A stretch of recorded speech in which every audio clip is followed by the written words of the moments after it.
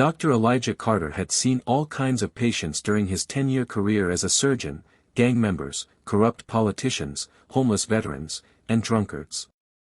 But that day, when she was brought into the hospital, injured, unconscious, and hanging between life and death, the situation was different.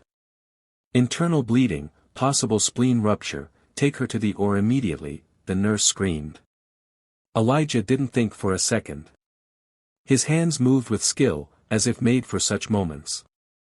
When everything was over and the patient's life was saved, he looked at the file and saw the name, Margaret Whitmore. He was startled. The nurse whispered softly, "Isn't she the one? The one who runs Heritage Front? That racist group?" Elijah showed no reaction, just a quiet ache inside. The woman who once said, "Black doctors are just quota hires.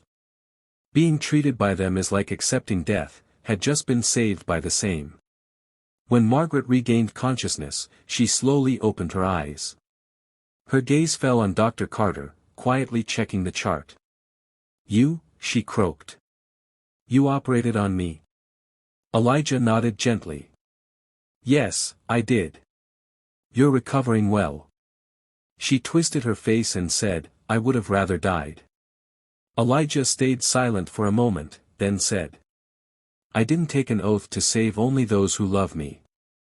I took an oath to save every human life, even those who wouldn't save mine." Margaret turned her face away.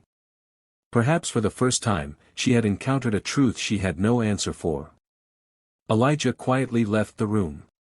He didn't need her thanks. His knowledge and duty didn't see color, and neither did his heart. Margaret spent several days in the hospital, but Dr. Elijah didn't visit her room again. Other doctors and nurses checked on her instead. A strange unease had taken root in her heart, a void she had never felt before. One day, she asked a nurse, "That black doctor, Carter, why doesn't he come anymore?" The nurse smiled and said, "He handed your case to someone else. Maybe something you said hurt him." Margaret fell silent. That night, for the first time, she closed her eyes without pain, but couldn't sleep. The moment when Dr. Carter said, "I took an oath to save every human life," kept echoing in her mind. The next morning, she walked herself to the physiotherapy room. She was still weak, but her resolve had grown stronger. After some effort, she found Dr. Carter in the hospital library, quietly reading patient files. "Dr. Carter," she called softly. Elijah looked up. A brief silence settled. "I'm not here to say thank you," Margaret said. "Because maybe I still don't understand what that feeling means." Elijah just looked at her, without speaking. "But I heard you run a community clinic for children," she asked hesitantly. "Can I volunteer there?" That was a question Elijah hadn't expected.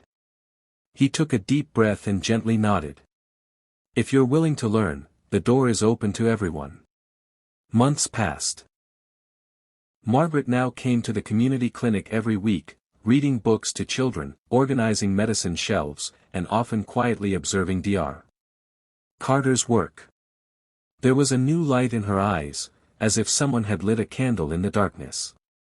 Racism hadn't ended, and the world hadn't suddenly changed, but one heart, one perspective, had. And sometimes, that's enough.